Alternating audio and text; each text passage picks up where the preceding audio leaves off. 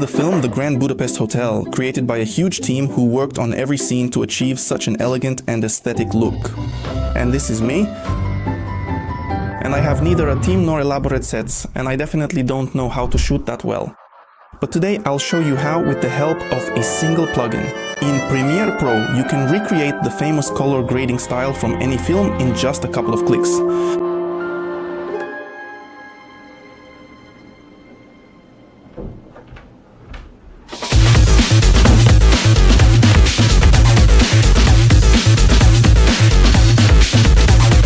Jokes aside, today's video is a bit unusual, because some guys from Retouch, Fami and others reached out to me to give them a bit of a hard time. This plugin allows you to color match your image, specifically the colors. As you saw in the intro, you can take a reference frame with the color you like. You can load them into this program and get roughly the same color grading. So let's test out what they've given us and see how useful this thing really is for us. Alright guys, we're in Premiere now. I've set up this kind of workspace to make things more interesting. We're focusing only on color grading. By the way, I'll mention right away, there's a demo version. Look how quickly it colors everything and creates an atmosphere. Okay. And most importantly, this effect works not only in Premiere. You can see here DaVinci Premiere, some kind of Final Cut, i7. Late, Nuke, some other Natron, Vegas Natron, Jimmy Neutron. He created an editing program.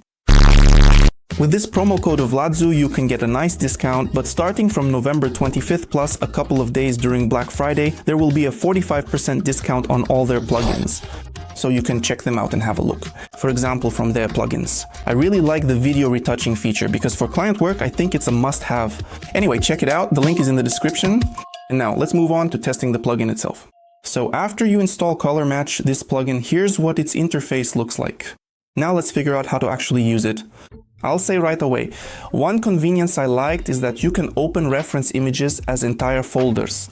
And after you, I don't know, select one of them here, then you can immediately use the next reference button to choose the others that are in the folder. I've downloaded this many references for myself. As you can see, they're all quite different. By the way, I literally found the references themselves on Pinterest in just 2 or 3 seconds.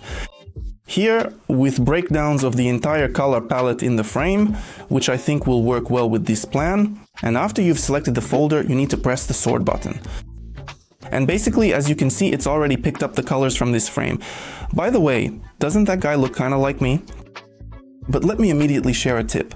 For example, in the effects, if we go into Lumetri Color, drop this Lumetri before our color match, and just tweak our contrast a bit and adjust the shadows slightly. If we carefully reduce the intensity of maybe the highlights, the overall color grading and visual aesthetic will significantly become much more expressive, noticeably richer, and far more suitable for the initial raw frame of the footage that we are currently looking at together. So, one of the cool things about this plugin that I liked is that with just one click we can switch the color, just hit next reference, and the palette is taken from here and applied. You can see the colors are very similar. Here, by the way, the red stands out very brightly and you can see that it highlights the red as well, and so on and so forth. The coloring is actually quite sufficient. It looks similar, but I'll show you how to fine-tune it further. Look, if you pay attention, there are highlights here and there are highlights here as well. In fact, they match up. That's just from what I can see, but the problem is that these highlights have kind of been muted. And these issues can be fixed using the plugin's own functionality. Here are the following knobs. Color Match, which allows you to blend colors with the original frame. I think that's pretty clear. Match Smoothing. This one I didn't fully understand. It seems to me that it blends two colors together. Not just reduces the intensity like Color Match does. In general, you can play around with these settings to achieve a better result.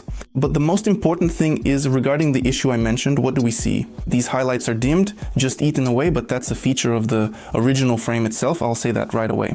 And it turns out if we take this setting called Luminance Component, I think that's what it's called. And if we control the intensity, we'll see that we're matching the highlights of our original frame with the highlights of our reference. And it only works with the light. Only with the light. We can see from the graph that it specifically affects and pulls the highlights. And in fact, the color component allows us to work with the intensity of the light in the reference frame itself, how much we want it to be displayed. Let's choose another reference. Something like this, one that we like. By the way, look how cool this looks. It's from Batman, the color grading.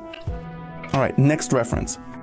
Oh, this is a good example of color grading, and now I'll show you how I tweak these colors literally in just a couple of clicks. But first, it turns out we also have a menu here with LUTs that you can apply to your video. There are paid LUTs here, I think. You can buy them, and there are free ones as well. Let's say, I don't know, top 25. Let's see what's here. As I understand it, this one is free. Oh, I like this one. I like this one too. Double tap, and basically it's applied right away. By the way, you can check out Reset. Yes, it was applied, overlaid on our frame with the color grading taken from the reference. Plus, again, the mechanics here are the same. That is, you can add your own folder with LUTs. And let me actually show you. Here I have a folder with a huge number of them. LUTs, looks. Let's pick this one. Again, the advantage is that with one button, it takes the info from the original folder where the LUTs are, and you just choose the LUT you need that suits you. It's very convenient. Plus, you can blend the LUT, meaning you control the intensity of its application. Basically, everything is clear, but as I promised, I want to show how I achieve the kind of visual that I really enjoy.